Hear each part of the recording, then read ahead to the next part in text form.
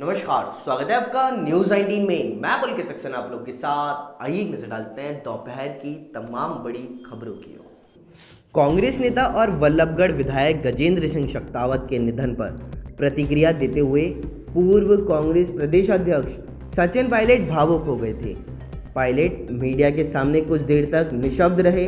इसके बाद रूंधे गले से कहा कि गजेंद्र सिंह शक्तावत का हमेशा पार्टी फोरम से लेकर के हर जगह साथ मिला। उनका समय जाना पार्टी की ही मेरे लिए सबसे ज़्यादा व्यक्तिगत नुकसान है। उनके परिवार से मेरा पुराना जुड़ाव भी रहा। पायलट ने कहा कि शक्तावत लोकप्रिय विधायक थे, मुझे उनकी कमी हमेशा खलेगी। आपको बताते चले कि गजेंद्र सिंह शक्तावत सचिन पायलट के कट्टर समर्थकों में से एक थे। सचिन पायलट ने जब जुलाई में बगावत की, उस वक्त गजेंद्र शक्तावत शुरू से लेकर के आखिरी तक मजबूती से पायलट के साथ खड़े नजर आए थे। जब पायलट गुट से सुलह हो गई थी और बाड़ेबंदी खत्म करके मानेसर से उदयपुर लौटे, तो भी वे अपने स्टैंड पर कायम थे। राजनीतिक जानकारी के माने तो गजेंद्र सिंह शक्तावत के जाने से सचिन पायलट ने मेवाड़ में अपना एक मजबूत समर्थक खो दिया। यही वजह है कि शक्तावत को याद करते हुए पायलट भावुक हो गए और सीएम अशोक गहलोत ने गजेंद्र सिंह शक्तावत के असामयिक निधन पर गहरी संवेदना भी व्यक्त की है। सवाई मानसिंह मेडिकल कॉलेज समेत राज्य के सभी अस्पतालों के ठेका कर्मी आज से संपूर्ण कार्य बहिष्कार पर चले गए हैं। ठेका कर्मियों का कहना है कि अपनी मांगों को लेकर के लंबे समय से अस्पताल प्रशासन और मेडिकल कॉलेज प्रशासन को अवगत करा रहे हैं, लेकिन इसके बावजूद उनकी मांगें नहीं मानी जा रही। ऐसे में आज संपूर्ण कार्य बहिष्कार जैसा बड़ा कदम उठाया गया। ठेका कर्मियों का कहना है कि लंबे समय से ये सभी ठेके पर काम करते हैं, लेकिन ये प्रथा खत्म होनी चाहिए। पिछले काफ़ी सालों से ठेका कर्मी के भुगतान संबंधी और नियमन की मांगें भी उठाई जा रही हैं, लेकिन इनकी मांगें मानी नहीं गई। ऐसे में अब प्रदेश में ठेका कर्मियों ने गुरुवार से संपूर्ण कार्य का बहिष्कार भी कर दिया। संपूर्ण कार्य बहिष्कार करते हुए ठेका कर्मी जयपुर के एसएमएस हॉस्पिटल में जमा हुए और जमकर नारेबाजी भी की है। राजधानी जयपुर के मानसरोवर इलाके में पत्रकार अभिषेक सोनी हत्याकांड में फरार आरोपी की गिरफ्तारी के बाद में पुलिस ने उसे कोर्ट में पेश कर पूछताछ शुरू कर दी।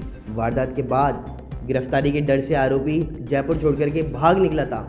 इसके बाद एक ट्रक पर खलासी बनकर के काम भी कर रहा था और इसी दौरान वह महाराष्ट्र और गुजरात भी रहा था।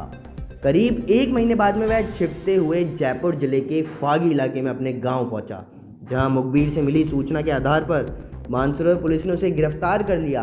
पुलिस ने आज आरोपी को कोर्ट में पेश कर पूछताछ शुरू की तो सामने आया कि आरोपी कानाराम चौधरी फागी का रहने वाला है। प्रारंभिक पूछताछ में यह भी सामने आया कि वारदात में शामिल नामजद आरोपी शंकर चौधरी को 17 दिसंबर को गिरफ्तार किया गया था।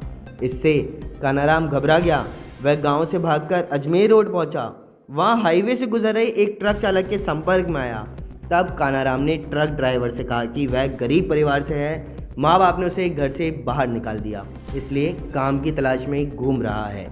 ट्रक चालक ने सहानुभूति दिखाते हुए कानाराम को ट्रक में खलासी रख लिया और तब से कानाराम ट्रक में खलासी का काम कर रहा था। कांग्रेस के लिए बेहद अहम माने जाने वाले केरल राज्य में इस साल मई में होने वाले विधानसभा चुनाव को लेकर के कांग्रेस ने अपनी तैयारियां अभी से शुरू कर दी हैं। कांग्रेस ने एक केरल में चुनाव की रणनीति तैयार करने का जिम्मा मुख्यमंत्री अशोक गहलोत को सौंपा है। सीनियर ऑब्जर्वर होने के नाते अशोक गहलोत कल से 2 दिवसीय केरल यात्रा पर रहेंगे। वे न केवल केरल के स्थानीय नेताओं के साथ बैठेंगे, बल्कि चुनाव की तैयारियों का भी आगाज करेंगे। और केरल विधानसभा चुनाव की तैयारियों को लेकर मुख्यमंत्री अशोक गहलोत कल केरल के लिए रवाना हो रहे हैं। गहलोत कल केरल के लिए रवाना होंगे और शनिवार देर रात तक वापस पहुंचेंगे। अब बताया यह भी जा रहा है कि मुख्यमंत्री तिरुवनंतपुरम पहुंच करके स्थानीय कांग्रेस नेताओं से मुलाकात भी करेंगे। गहलोत आगामी विधानसभा चुनाव को लेकर रणनीति भी बनाएंगे, तो वहीं केरल प्रदेश कांग्रेस मुख्यालय में भी गहलोत पार्टी नेताओं और कार्यकर्ताओं से मुलाकात होगी। राजस्थान में अब तक पोल्ट्री फार्म में बर्ड फ्लू का एक भी केस नहीं आया। लेकिन उसके डर ने ही चिकन कारोबार पे हड़कंप मचा के रख रखा है।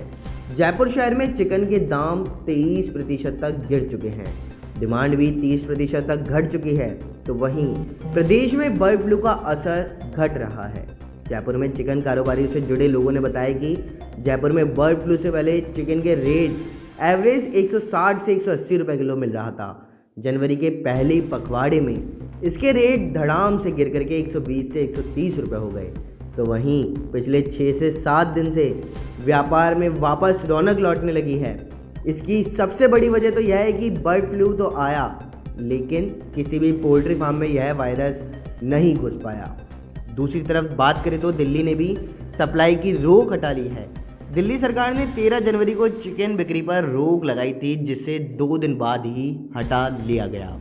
वहीं गाजीपुर मंडी से चिकन के लिए सभी सैंपल की रिपोर्ट नेगेटिव आने के बाद सरकार ने यह निर्णय लिया है और प्रदेश में बर्ड फ्लू से पक्षी मरने की संख्या में भी लगातार गिरावट दर्ज की जा रही है।